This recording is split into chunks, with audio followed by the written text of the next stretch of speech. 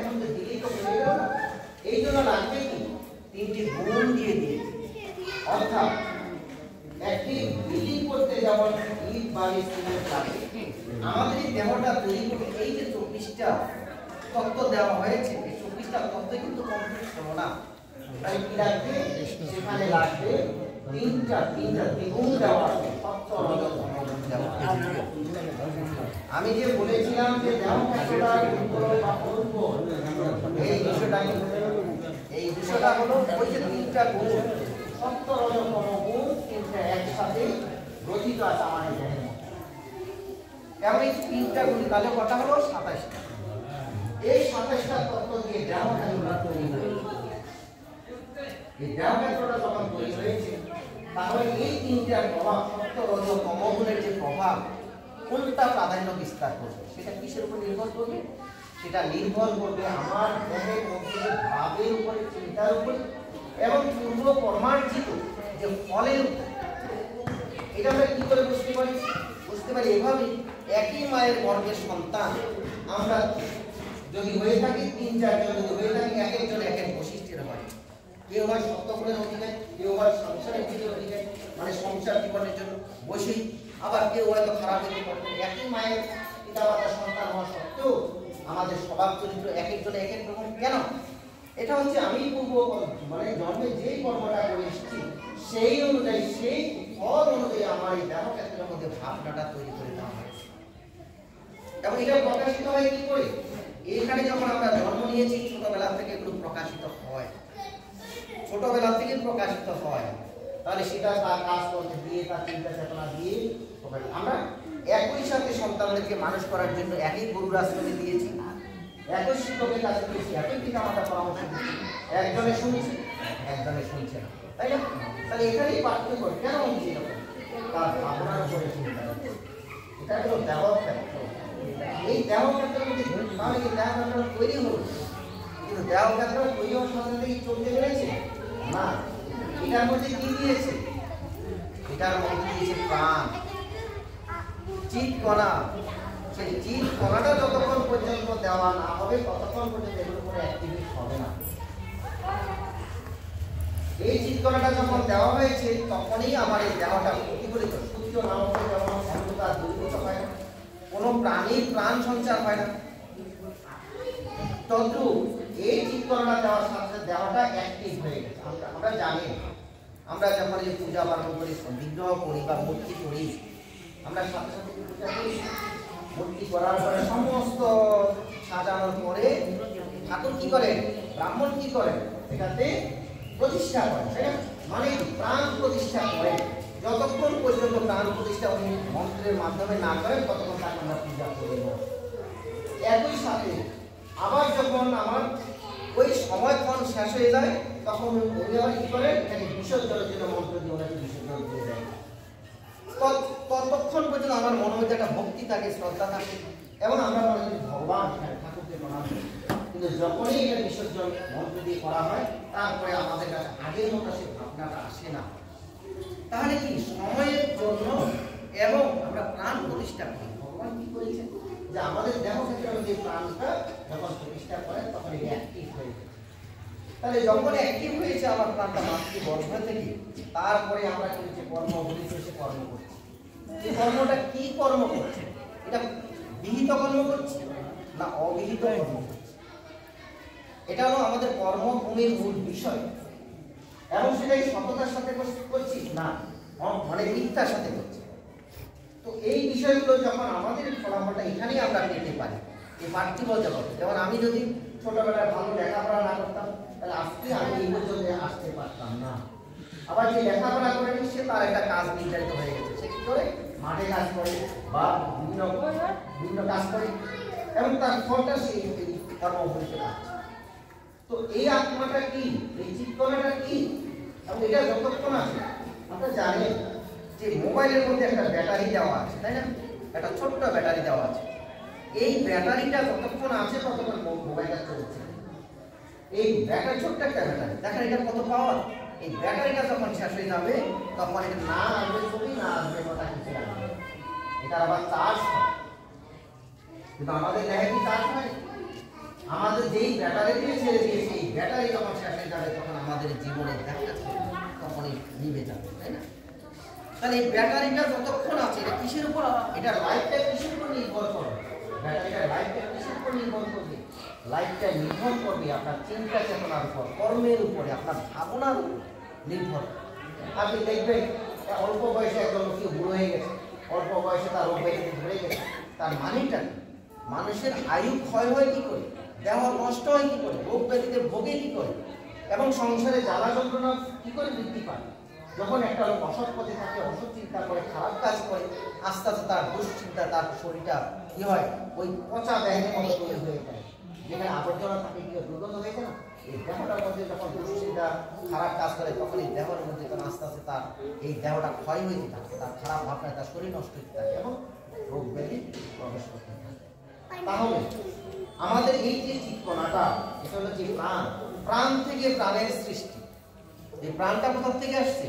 যে পিতা মাতার সংস্পর্শে আমাদের এই প্রাণটা সৃষ্টি হয়েছে, এবং এই প্রাণটা, এই দেহটা তৈরি হয়েছে, এর পরবর্তী আস্তে আস্তে দেহটা তৈরি হয়েছে, এবং দেহ দিয়ে আমরা কি করছি? এখানে কাজ করছি। তাহলে সেটা কি কাজ? এখন আমরা যে দেহের কথাটা বললাম, দেহের কথাটা বললাম, তারপরে হচ্ছে আপনাদের এই আত্মার কথাটা, এটা কি সেটা জানার জন্য আমাদের কি হচ্ছে আজকে দ্বিতীয় অধ্যায় যে শ্লোক, আমি 20 নম্বর শ্লোক থেকে আমি শুরু করছি। কি বলেছেন 20 নম্বর শ্লোকে?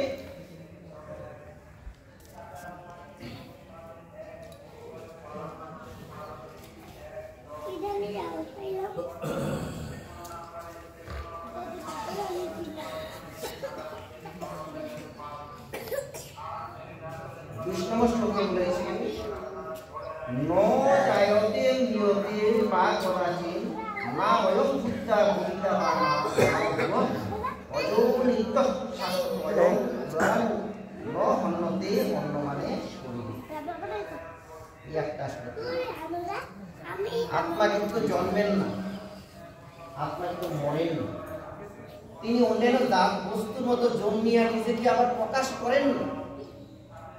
এই আত্মার জন্ম নাই, মৃত্যু নাই, নিত্য, শাশ্বত, অচল এবং স্থির। এটা হচ্ছে আমাদের পরমাত্মার একটা অংশ, আমাদের জীবাত্মা। এটা কোনো লয় হয়নি। যদি লয় হয়ে থাকতো তাহলে জানেন যে আমাদের পরমাত্মার যে অংশটা, এটা যখন আমরা মারা যাই তখন কি যায় আমরা নিজেও দেখতে পাই, দেখতে পাওয়া যায় না। বিজ্ঞানীরা অনেক চেষ্টা করেছে একটা মানুষকে একটা কম্প্যাক্ট রুমের মধ্যে রেখে তার মৃত্যুর আগ মুহূর্তে তাকে ওখানে রেখে দিয়েছে, যে তার প্রাণবায়ুটা কি, এটাকে জাস্টিফাই করার জন্য, দেখার জন্য। কিন্তু দেখা গেল তখন হঠাৎ করে তার প্রাণবায়ু যখন গেল, তার ওই খাঁচাটা, ওই যে বাক্সটা তৈরি, বাক্সটা ভেঙে ওনার যে পরমাত্মাটা ভেঙে গেছে। এটা যে এত শক্তি, এই ছোট মোবাইলের যে একটা ব্যাটারি, ছোট্ট ব্যাটারি কত শক্তি, আপনার সারা পৃথিবী থেকে যে খবরটা এখানে ক্যাচ করে, এই ব্যাটারিটা যদি না থাকে তাই এই বড় কেন, বড় এই যে যন্ত্রটা কোনো কাজ করে। তাই এই যে পরমাত্মার যে অংশটা, এটা কি হচ্ছে এখানে কি বলছে? আত্মার কখনো জন্ম হয় না বা মৃত্যু হয় না, অথবা কোনো তার উৎপত্তি বা বৃদ্ধি হয় না। তিনি জন্ম রহিত, শাশ্বত, নিত্য এবং নবীন, শরীর নষ্ট হওয়া আত্মা কখনো নষ্ট হয় না। এখানে খেয়াল করুন নবীন কেন বলেছে, খেয়াল করুন নবীন কেন বলেছে। আমার এই দেহটা, আমি যখন ছোট ছিলাম তখন আমি এই একই নামে ছিলাম, সুকুমারী ছিলাম। যখন বয়স বেড়ে গেছে তখন আমি সেই মানুষটাই রয়েছি, কিন্তু আমার মনের ইচ্ছাটা কি পরিবর্তন হয়েছে? আমার এখন যখন বুড়ো হয়ে যায়, তখন যখন দাঁত কাজ করবে না, দাঁত নড়বে, যখন আমার হজম হবে না, খেতে মন চাইবে কিন্তু খেতে পারবো না, আবার খেলাম তো হজম হবে না, তাই না? কিন্তু মনটা অ্যাজ ইট ইজ রয়েছে, খেতে চায় কিন্তু খাওয়ার আর সেই শক্তি আমার মধ্যে নেই। যার কারণে কি হচ্ছে? দেহের পরিবর্তন হচ্ছে, কিন্তু আমার যে আত্মা, এটার কোনো পরিবর্তন নাই, এটা একই রকম আছে। যার কারণে বলেছে নবীন বলেছে। এরপরে আর কি বলেছে, এখানে অনেকগুলো দ্বিতীয় অধ্যায়ের যে শ্লোকটা আমি আপনাদেরকে একটু বলি, সেটা হচ্ছে আমরা জানি দেহটা ক্ষয় হয়ে যাচ্ছে না, পুরা রয়ে যাচ্ছে না, তাহলে কি দেহটা কিসের মধ্যে বাস করছে? পরমাত্মা না বা আত্মা না, এই দেহের মধ্যে, তাই না? এই দেহটা যখন পচে যায় বা বৃদ্ধ হয়ে যায়, তখন এই দেহের মধ্যে ওই প্রাণটা থাকতে চায় না। আর এই একটা আপনারা যখন একটা বসবাস করেন, ঘরটা সুন্দর হলে ভালো লাগে, মন ভালো লাগে, কাজ করতে ভালো লাগে। ঠিক এই দেহটা যখন রোগে সুখে যখন এমন হয় যে তখন আর এই আত্মাটা কি এখানে থাকতে চায় না, সে কি করে তখন সে এই আত্মাটা ছেড়ে অন্য দেহ ধারণ করার জন্য চলে যেতে চায়। আর আমরা হিন্দু, আমরা সনাতন ধর্ম ধর্মীরা যেটা বিশ্বাস করি সেটা হলো জন্মান্তরবাদ। অর্থাৎ আমরা আগেও ছিলাম, এখন আছি, আবার পরেও আমরা থাকবো। তো যার কারণে যে আমাদের এই দেহটা যখন চলে যেতে চায় মানে পরমাত্মা, তখন সে কি করে এই দেহটা ছেড়ে। সেই জন্য গীতায় কি বলেছি, বাসাংশী জিন্দারি যথা বিহায়ক নবানী গৃহ্ণাতি নরম পরাণী তথা শরীরাণী বিহায় জিন্দারি নারী সংজাতি নবানী দেখি। অর্থাৎ এই দেহটা যখন পুরানো হয়ে যায় তখন এই পরমাত্মার অংশ যেটা আত্মাটা কি করতে চায়, এই পুরান দেহটা ছেড়ে নতুন একটা দেহ ধারণ করতে চায়। আমরা কি করি, আমরা যেমন একটা নতুন কাপড় পরলে মনটা ভালো লাগে, পুরান কাপড়টা ফেলে দিয়ে ছিঁড়ে যায়, সেটা ছেড়ে ঠিক এই পরমাত্মার যে অংশ আত্মাটা জীবাত্মা, এটাও কি করে আমাদের দেহটা ছেড়ে দিয়ে পুরান দেহটা ছেড়ে নতুন একটা দেহ ধারণ করতে চায়। সেই জন্য কাপড়ের সাথে তুলনা করেছে আমরা যেটা ব্যবহার করি, তাই না? এমনি আত্মাটা কি নয় এরম চিন্তন্তি শস্ত্রাণী নয় এরম জগতি পাবক ন এরম ক্লাদান্তকো নো সুরৈতি মাল। মানে কি, এই দেহটাকে অস্ত্র দিয়ে সেবন করা যায় না, আগুন দিয়ে পোড়ানো যায় না। আমরা যে দেহটা পোড়াই এটা আগুন দিয়ে পোড়ানো, এই আত্মাটাকে পোড়ানো যায় না। এটাকে ভিজানো যায় না, জলে ভিজানো যায় না, আর এটাকে কি করা যায় না, বাতাসেও শুকাতে পারে না। এগুলো কিন্তু ভগবানের কথা, গীতার কথা। তাহলে এইটা হচ্ছে জ্ঞান। তাহলে আমরা এই জ্ঞানটা জেনে কি করছি, এই জ্ঞানটা জেনে আমরা যখন এটা জানবো তখন আমরা কি করবো, দেহ নিয়ে কোনো আমরা দুঃখ করবো না, তাই না? দেহটা এমন দুঃখ তো করবো না, যতক্ষণ দেহটা সুস্থ সুন্দর রয়েছে ততক্ষণ পর্যন্ত আমরা যেন ভালো কাজ করতে পারি, বিহিত করতে পারি, এটা আমাদের লক্ষ্যের মধ্যে থাকবে, তাই না? এবং কি বলছে, অচ্ছেদ্য হয় মদাহ্য হয় মমৃত্য হয় সুষয় বচ নিত্য সর্বগত স্থানুরচল স্বয়ং সনাতন অব্যক্ত হয় অচিন্ত হয় বিকার্য হয় উচ্চতা। এটা কি, এটা হচ্ছে এটাকে ছেদন করা যায় না, এটাকে দমন করা যায় না, এটাকে কোনো মানে কি করে ভিজানো যায় না। আবার এটা হচ্ছে নিত্য সর্বগত স্থির অচল, তাই না? এটা তো এবং এটাকে ব্যক্ত করা যায়, চিন্তাও করা যায়, চিন্তার বাহিনী। এটা হলো আমাদের এই জীবাত্মা সম্পর্কে কথা বলা হয়েছে। তাহলে কি বলছে, জাতস্য হি ধ্রুব মৃত্যু ধ্রুব জন্ম মৃতস্য চ তস্মাদ পরিহার্য হইতে নতম সুখে মহস্তি। অর্থাৎ এটা দিয়ে আমরা কি বুঝতে চাই, অর্থাৎ জন্মিলে মৃত্যু নিশ্চিত আমরা জানি, আবার মৃত্যু হলে জন্ম আমাদের নিতে হবে। তাহলে এখন এই কর্মভূমিতে আমরা কি করব, যেহেতু আমাদের মৃত্যু নিশ্চিত, তাহলে এই কর্মভূমিতে আমাদের কর্মটা এমন কর্ম করতে হবে যেন বিহিত কর্ম হয়, তাই না? সেই জন্য ভগবান কি বলছে, অব্যক্তাদি ভূতানি ব্যক্তমধ্যানি ভারত অব্যক্ত নিধনের জীবন প্রকাশ করিবে। আমি যেটা বলেছিলাম, জন্মের আগে আমরা অব্যক্ত ছিলাম, আমরা কি ছিলাম আমরা জানি না। আমার যখন 1 বছর বয়স ছিল, আমার কথাগুলো কি মনে থাকে না তো? কিন্তু আমি তো ছিলাম, তাই আমি যখন এই যে জন্মের আগে মাতৃগর্ভে যখন ছিলাম তখনও আমি ছিলাম, কিন্তু সেটা আমার ব্যক্ত তখন হয়নি। মানে মাতৃগর্ভে ব্যক্ত হয়েছে, কিন্তু তার আগে কোনো ব্যক্ত ছিল না। তাহলে সেটা তো অব্যক্ত, মাঝখানে কি ব্যক্ত, অর্থাৎ আমরা এই যে আমাদের দেহটা পেয়েছি এটা হলো ব্যক্ত। এরপরে আমরা কি আবার হয়ে যাবো অব্যক্ত, মানে আবার যখন মৃত্যু হবে তখন দেহটা কি হবে, দেহটা আমাদের পুড়িয়ে ফেলা হবে, আর আত্মাটা বেরিয়ে চলে যাবে। কোথায় যাবে সেটা আমরা জানি না, তাই না? সেই জন্য ভগবান বলছে কি, বলছে বহুনি ব্যক্তিকারী জন্মানিত প্রচার জন্য তান্ন বেদ সর্বাণী নত্তম বেদ করম। জন্মান্তরবাদের কথা ভগবান বলছে যে আমি বহুবার জন্ম নিয়েছি, তুমিও জন্ম নিয়েছো, অর্জুনকে বলছে, কিন্তু সেটা সবই আমি জানি, কিন্তু তুমি সেটা জানো না, তাই না? তো এই যে বিষয়টা বলা হয়েছে, ভগবান এই আমাদের পরমাত্মা যে জীবাত্মা, এই জীবাত্মাটা যখন চলে যায় তখন মৃত দেহ করে। আজকে যারা চলে গেছেন, আজকে আমরা যে সেখানে সমবেত হয়েছি আমাদের শ্রদ্ধা সারিতে, সেই বিষয়টা যদি আমরা স্মরণ করি, আমাদের পিতা মাতা ভগবান বলছি কি যে মৃত্যু যেহেতু তোমার নিশ্চিত, সেই নিয়ম স্মরণ করে যে তোমার পূর্বপুরুষ যেই পথে গিয়েছে তুমিও সেই পথে যাবে। এই কথাটা যদি আমরা মনে রাখি তাহলে কি হবে, যে আমি প্রতিনিয়ত যখন মনে রাখবো তখন আমার এই ভাবনাটা হবে যেন আমার বিহিত কর্মটা আমি করি।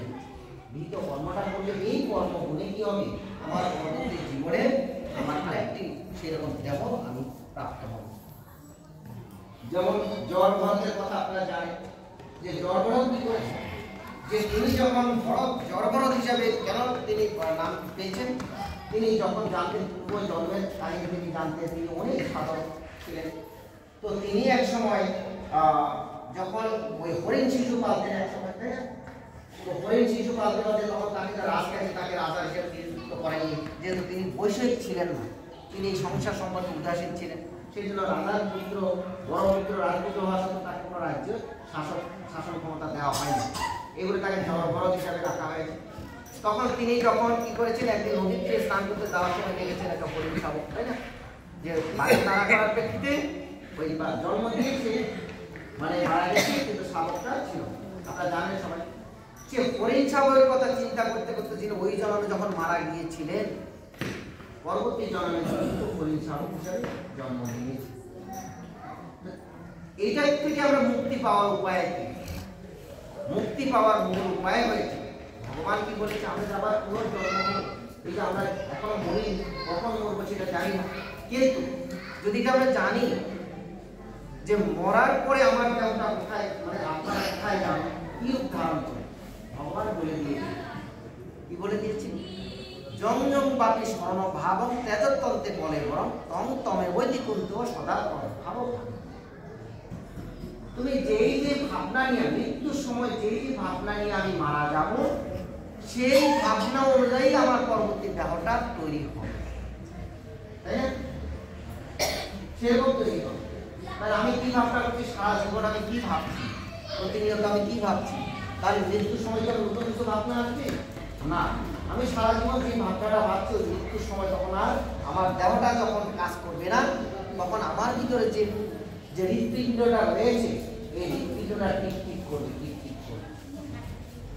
আমি সারা জীবন যা ভেবেছিলাম সেটাই তখন হৃৎপিণ্ডটা আমার অসচেতন, মানে আমি যখন কোমায় চলে যাবো কাজ আমি কথা বলতে পারবো না, তখন হৃৎপিণ্ডটা যে ভাবনা ছিল সেটাই ছিল, তাই না?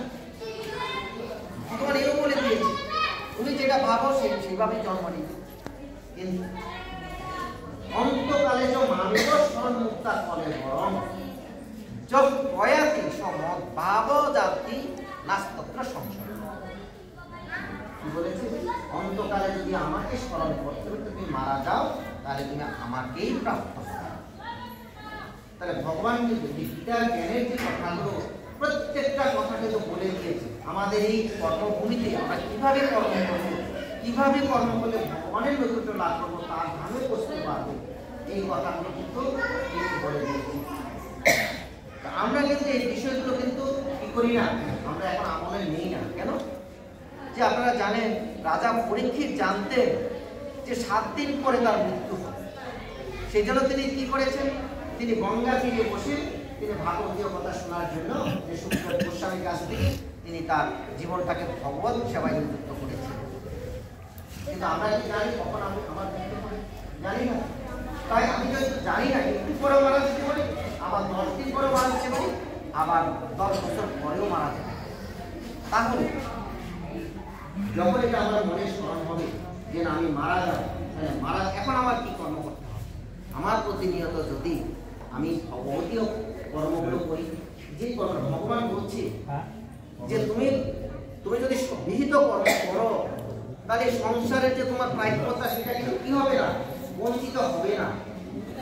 অসৎ কর্ম না করলে বরং ভগবান কি করেছে, ভগবান আমাদের যেটা প্রাপ্যতা তিনি দিয়ে দিবেন।